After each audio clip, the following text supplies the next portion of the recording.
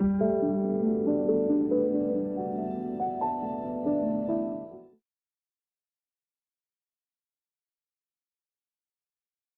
right, we are starting a brand new section in Dilly Dally with snowballs, and we have lots of snowball blocks in this section. So they're all going to feature snowballs in some kind of way. But let's talk about what snowballs are. So snowballs create visual interest and it softens the look of a square. Essentially, it's a square with its corners removed, giving a rounded look to it, which hence the name snowball. You usually see these shapes in quilting as secondary shapes to create an overall look. I'm going to show you a couple of pics of some snowballs because they can look wildly different from each other, but they're always a square or a rectangle with its corner removed. Here are also some quilts that I've made that feature snowballs really, really heavily. A lot of times in patterns, a snowball can be paired with other shapes and it just creates this visual interest and can give you different kinds of looks. They are very common in your piecing. So, if you haven't tackled them yet, this is going to be a great place to. I find them simple, but difficult to get precise. Like it's simple to wrap your head around it and do it, but it's very, very hard to get a perfect little snowball. It's just hard. So I find it best if you like heavy on the starch, do your pressing just so, placement has to be just so. It takes a lot to get a great one. What we're going to talk about in this is going to be a demo. I'm going to talk about 3 different approaches to snowballs, and you can choose the one that works best for you. They're all basically the same. It's just a matter of how you approach it. So let's talk about each of those. All right, this is going to be the square that we snowball, and this is going to be the corner, okay? Basic way is to take your ruler, split it from corner to corner, right? And then drawing a line. Just like that. And then when you place it on the corner, you're always crossing that corner. You would place it like this, making sure that, these edges are flush. These 2 fabric edges are flush. Then you would stitch right on top of that line. And you drawing that line is your guide to getting corner to corner with your sewing machine. So at this point, we would trim off and then press this back. And then that would be, a snowball, right? But the thing about this method is it requires you to draw lines, which, it's time consuming, but it's not hard. So use this method if it works best for you. Sometimes there are so many pieces to draw lines for that it just becomes this huge task. And I don't know about you, but I like to, get rid of these kind of tasks as much as possible. So drawing a line, while easy to do and it works, it's not always what you want to choose. It's what you choose when it's all you've got. So that's option 1, okay? Let's look at another option. All right, we're gonna snowball this square with this. This is going to be our corner. This is going to be our main piece. And I'm going to do the same thing where I put this here, flush, and then sew right across here. But I don't want to draw lines this time. So I have 2 options. If I have access to some diagonal seam tape, so here is a look at what diagonal seam tape is. The cool thing about it is that you can use this same tape placement for snowballs, half square triangles, flying geese. You could use it for, all those shapes. The thing about that is you need to know, if you're going to be sewing down the middle of a square or you're going to be sewing a 1/4 inch from the middle of a square. But on snowballs, we're always sewing in the middle. So this tape makes that process just really, really easy. I'm going to show you with some basic washi tape in a minute, but let me show you the diagonal seam tape first, because the trick to this is getting the tape in the right place. All right, so to get it in the right place, I'm going to take a ruler and I'm going to use the lines of my needle plate. I've got a 1/4, I've got a scant, I've got a 1/4 inch, I'm not sure what this one is. I've got 5/8, so I've got some lines over here where it doesn't really give me a measurement. So I'm not sure what all they are, but they're there for me to use as a guide. Now, unlike basic washi tape, diagonal seam tape has an edge to it. So I've got some wiggle room on the edge of the tape, and that honestly, it makes it a little bit more difficult for placement, but I can still do it. I'm going to take the 1/4 inch line of my ruler, and that is, this line right here, the first line going vertical. I'm going to place that on one of the lines of my needle plate. I'm going to place it on my 5/8.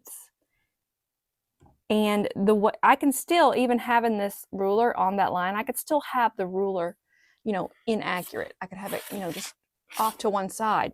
But if I look at the line of my needle plate, that 5/8 inch line, if I look up here and I look up here and I make sure that that 1/4 inch line of my ruler is directly on top of it here and directly on top of it there at the bottom, I can be sure that my ruler is straight.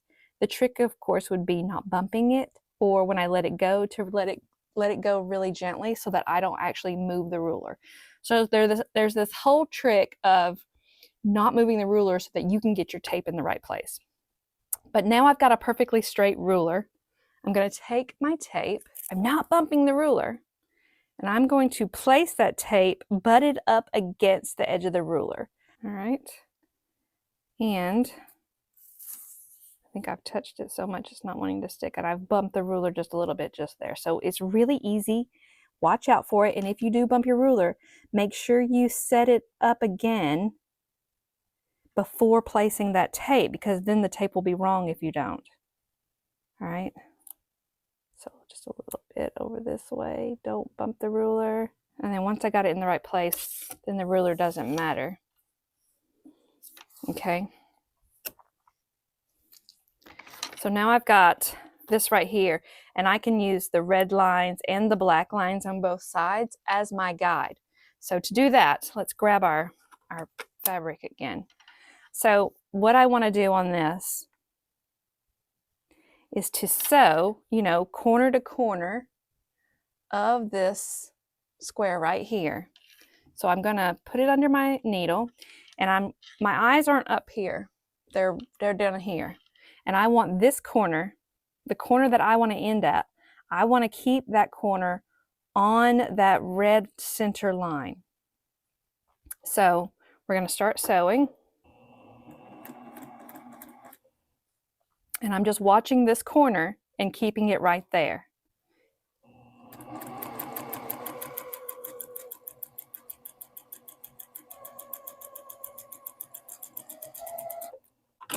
If your stitching comes out right at your corner, you definitely have this placed in the best place, or placed, you definitely have this placed accurately. If it comes out, off, your tape is in the wrong place.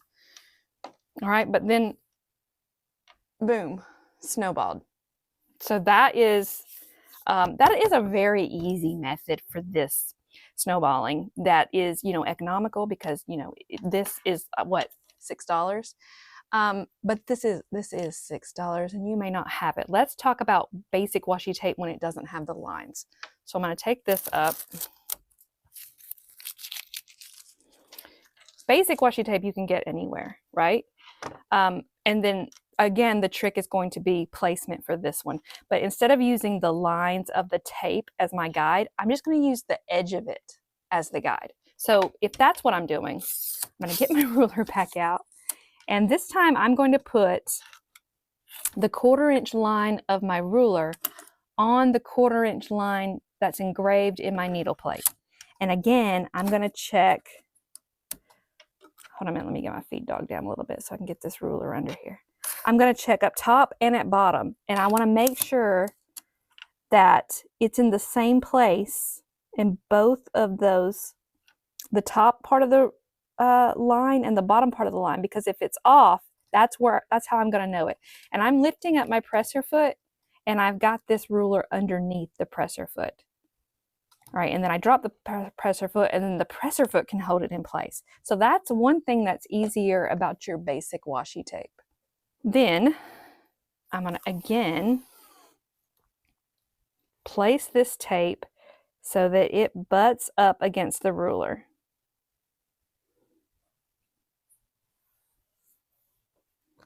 Then I can move the ruler. All right, now this edge right here, that's my guide for getting my stitches from corner to corner. So let's try that.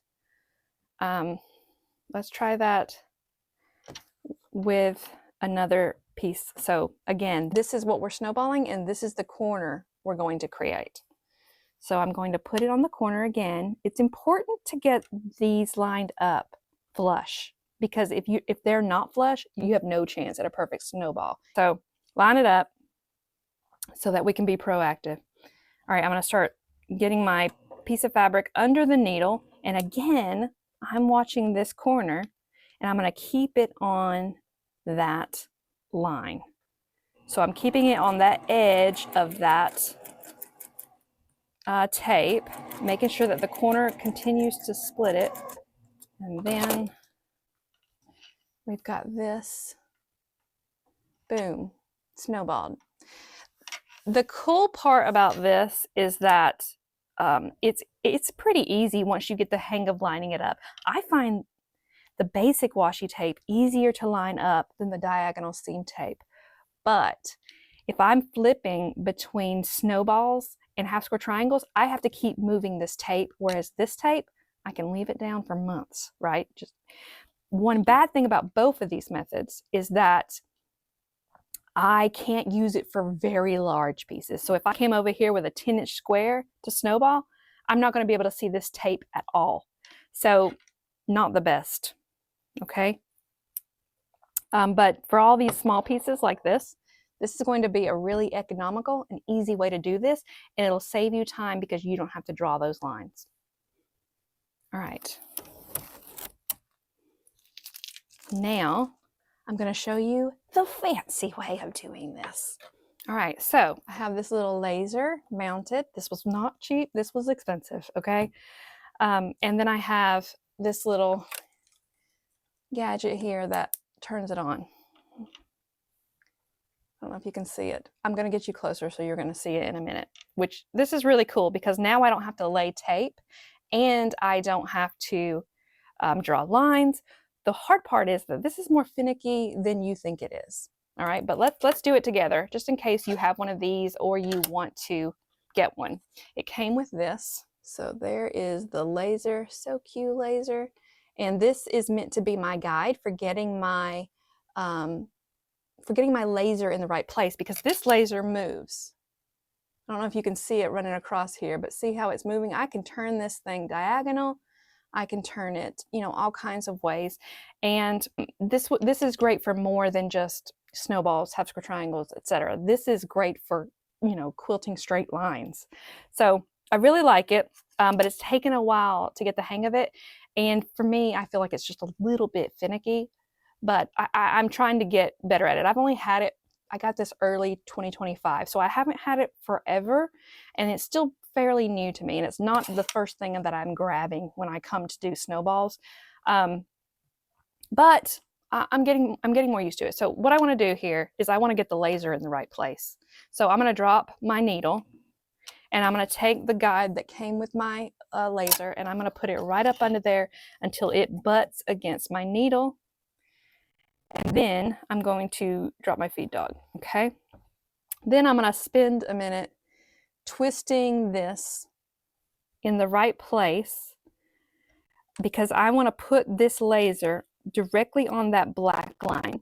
And I need to do the same thing that I did with those engraved lines of my needle plate. I need to make sure the laser is accurate here and here for it to be a straight line. All right, so I'm going to do that. I'm going to get you closer in just a minute. And the thing this is that it moves, you know, left and right. It also moves up and back and all the way around. So you really can get this exactly where you want it. But the problem with that is that you can also get it off just a tiny bit and it just really mess you up. So I find it finicky, but when it's right, it's amazing, right? And you can see that was my black line, but there's a laser running across it. So let's sew one of these snowballs up together, and let me show you this in action. So this one is going to be really similar to the tape. Here's our rectangle that we're snowballing. Here's our corner. I'm going to put it on the edge, making sure that both pieces are really, really flush, because if I don't get them flush, I'm already losing. Oh, I'm sorry. Let me move the guide. Very carefully move the guide. And then now there's my laser running across it, and I want to make sure that laser splits this corner. And then again, my eyes are going to watch this corner down here, making sure that the laser continues to split it.